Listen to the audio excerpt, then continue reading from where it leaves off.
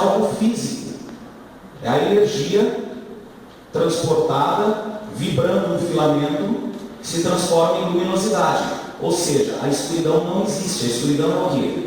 A ausência da luz. Portanto, religiosamente falando, o mal é a ausência do bem. Então ele utiliza essa referência do 0 e do 1. A Trinity, que é uma das personagens, faz referência ao quê? O que lembra o nome Trinity? Trindade. Santíssima Trindade. Ou seja, depois disso, essa é uma discussão que vai continuar para sempre. Sócrates começou, Platão falou, os filósofos atuais falam disso. No final das contas, como não existe uma verdade universal, não existe uma objetividade universal, o que vemos não é exatamente aquilo que existe. Lembra de uma propaganda da Sprite, que imagem não é nada, seja tudo? Quer dizer o seguinte, que o que você está vendo não necessariamente é aquilo. E aí ele diz o seguinte, que um grande bife suculento não passa de uma simples massa cinzenta. Se você mastigar esse bife e cuspir, é uma massa cinzenta. E ele era todo bonito e cheiroso, e saboroso e etc. E aí, só para complementar essa parte, como nós seres humanos ainda não temos ainda a condição de entender além de certos pontos. Para vocês terem uma ideia, aquele físico Hawkins, há pouco ele acaba de desmentir uma das teorias do buraco negro, que o que existia além do buraco negro, e agora ele desmente, ele dizia que existia massa e energia, agora não mais. E aí tem um filme antigo que se chama Essas Mulheres, que numa apresentação de um trabalho parecido com esse, o nosso grupo abordou esse filme. Que nada é aquilo que os nossos olhos estão vendo, e se a gente não consegue justificar fisicamente, cientificamente, o que nós precisamos, aquilo que nos faz desconfortáveis, a gente coloca a culpa, ou melhor, o crédito em quem? Quando chega um ponto que a gente não consegue explicar algo, a ciência não explica, que você olha para o céu, você começa a imaginar assim, bom, eu consigo entender uma explosão e uma estrela nascendo nesse ambiente estelar. Peraí, esse ambiente estelar explodiu dentro de quê? Quando você chega nesse momento de angústia que você não consegue concluir, você atribui a quem a resposta? A Deus, o sobrenatural, que é Deus. E aí esse filme conta a história do seguinte, um jovem conhece uma moça intercambista nos Estados Unidos, e ela era da Rússia. E aí eles começam a namorar, e ela chama esse jovem para passar o mês de dezembro na Rússia. E ele vai passear na Rússia. Chega lá, ele conhece a família dessa namorada, e a avó da namorada se chama Granny. E a namorada, toda empolgada com a irmã, com a mãe, com o pai, começa a deixar de dar atenção para ele. Mate, o nome dele. E aí, no começo, ele ainda tem um pouco de paciência, visita, etc. E a namorada saindo com a irmã, saindo com a mãe, fazendo compra, etc. Ele conhece o pai da namorada que está não sai de dentro de uma sala pintando um quadro. E ele não deixa que as pessoas vejam esse quadro. Toda vez que ele pinta um pedaço do quadro, ele tampa com um lençol. Com o passar do tempo, ele fica isolado dentro da casa. Era um inverno muito rigoroso, ele não tinha como sair de casa, as meninas saíam de carro, ele ficava sozinho. E ele tinha quem? Só a dona Granny, a senhorinha, para conversar. E essa senhorinha sofria de uma variação psicopatológica. Ela tinha uma deficiência intelectual. Sofria de, eles achavam, alucinações, conversava sozinha. E aí, os espíritos talvez tenham batido. Ele não tinha muito o que fazer, ele ouvia as histórias de Granny.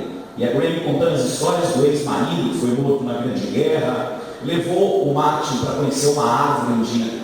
O marido dessa senhora a pediu em casamento, onde eles penduraram as alianças e depois eles colocaram as alianças. E ele começou a viver a realidade dessa senhora.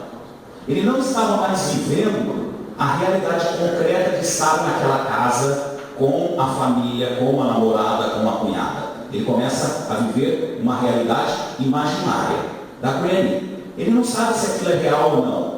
No começo ele não dava ouvidos. Depois, com o passar do tempo, a solidão foi tão grande o isolamento dele, que ele começou a viver aquela realidade. Ela falar e ele perguntar, os dois debaterem assuntos que eram da mente dela. Próximo dele voltar para os Estados Unidos, a senhorinha Granny vem a falecer. E aí ele ficou sem a grande companhia. Resolveu ir embora, participou de todo o funeral, participou do enterro e resolveu ir embora. A namorada não voltaria naquele momento, ele isolado, foi lá e comprou a passagem para voltar para os Estados Unidos. Na véspera de ir embora, ele faz uma última visita ao cemitério. Quando ele chega no cemitério, que ele começa a passar pelas pequenas ruas, uma moça muito bonita se aproxima dele, cabelos louros, branca, alta, etc. Não que isso seja referência, tá? Estou dizendo que o filme era assim, tá? Que bom, né? Essa moça chega próximo dele e fala assim: o que você está fazendo aqui? Aí ele fica bestificado com a beleza da mulher, que ele não consegue explicar que ele estava ali para se despedir da Granny. E ele estava com um buquê de rosas. Aí ele olha para aquela moça muito bela e diz: não estou fazendo nada aqui, mas você está diante de um túmulo. Não, nem conheço essa pessoa. Aí essa moça vira de costas e começa a ir embora. Aí ele volta à realidade imaginária da Granny e chama, fala: vou falar a verdade para você. Essa foi a única mulher que me ouviu, que me considerou e que me amou na vida. Essa moça dá um beijo nele e vai embora sem dizer mais nada. Quando ele volta para casa para se despedir da família, o pai da namorada chama todos até a sala e descerra o quadro. Era a mesma mulher, alta, bela e loira, que ele havia se despedido no cemitério. Era a Granny em sua juventude. Então, realidade nem sempre é aquilo que parece palpável e concreto. A realidade imaginária, até porque nós somos seres subjetivos. Aliás, o nosso inconsciente é maior do que o consciente. Nós somos frutos desse inconsciente. Nós passamos pouco tempo conscientes. Eu estou acordado 18 horas, então estou consciente. Não. Pensamentos. Tem gente que considera algumas previsões, algumas premonições, etc. Sendo verdade ou não, isso está dentro do nosso inconsciente. Então, concluindo essa história aqui, e citando um filósofo brasileiro chamado Mário Sérgio Cortella, já devem ter ouvido falar. Mário Sérgio Cortella, ele diz o seguinte, dessa imensidão do mundo, ele diz assim: como nós não somos nada, né? Nós somos, isso falando de nós enquanto seres materiais, nós não somos nada. O que vale é o que está na nossa mente, a nossa inteligência, isso vai ficar, para não entrar na espiritualidade, na religião.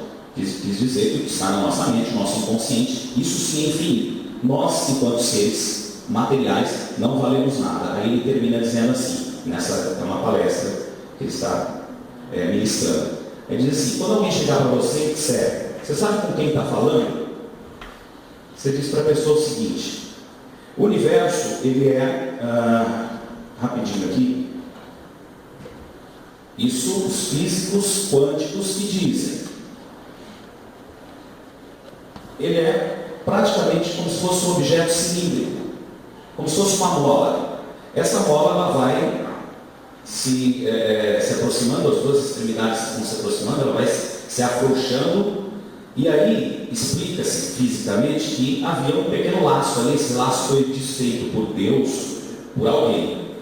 E aí, quando essa mola estourou, ela expandiu, e aí aqui começaram a aparecer galáxias. E aí, pela física quântica, dizem que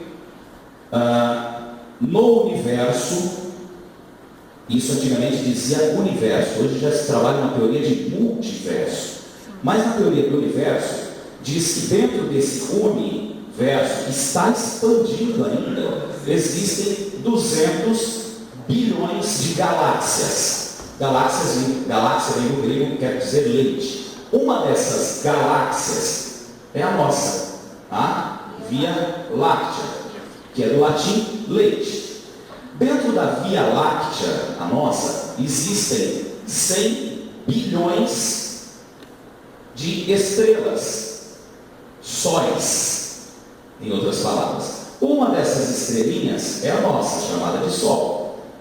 Em volta dessa estrela tinham quantos planetas?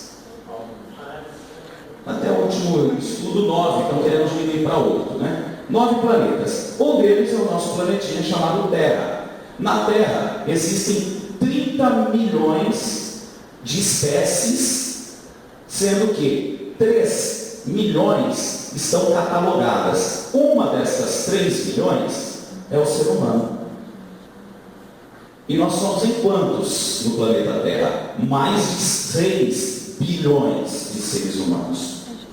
Quer dizer, você está aqui, a pessoa pergunta, com quem você está falando? Você diz, eu sou um serzinho dentro de 6 bilhões de seres humanos que faz parte de uma espécie dentre 3 milhões catalogadas de 30 milhões que estão dentro de um planetinha chamado Terra, que, entre outros 8 planetas, gira em torno de uma estrelinha chamada Sol, que dentro de 100 milhões de estrelas faz parte de uma galáxia que gira em torno de 200 bilhões de outras galáxias de um universo possível e imaginável que ainda está expandindo. Quando a pessoa perguntar para você, você sabe com quem você está falando? Você fala, você tem tempo?